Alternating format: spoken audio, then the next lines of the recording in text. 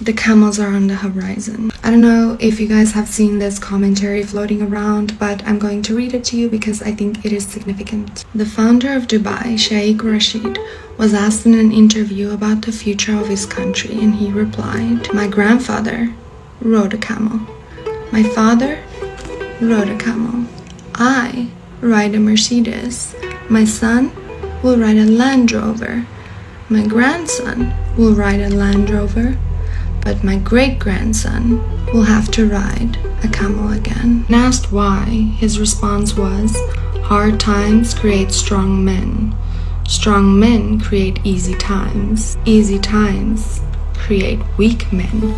And weak men create difficult times." Many will not understand it, but we need to create warriors, not parasites. Add to that the historical reality that all great empires, the Persians, the Trojans, the Greeks, the Romans, the Egyptians, and later the British, all rose and perished within 240 years. They were not conquered by external enemies, they were rotten and destroyed from within.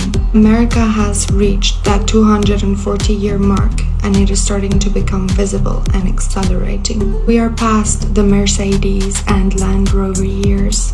The camels are now on the horizon. The greatest generation consisted of 18-year-old kids that stormed the beaches of Normandy. And now, 2 generations later, some kids, some 18-year-olds, want to hide in a safe room when words hurt their feelings. They want free stuff from the government because they think they are entitled to it. The camels are on the horizon for sure. History has a funny way of repeating itself.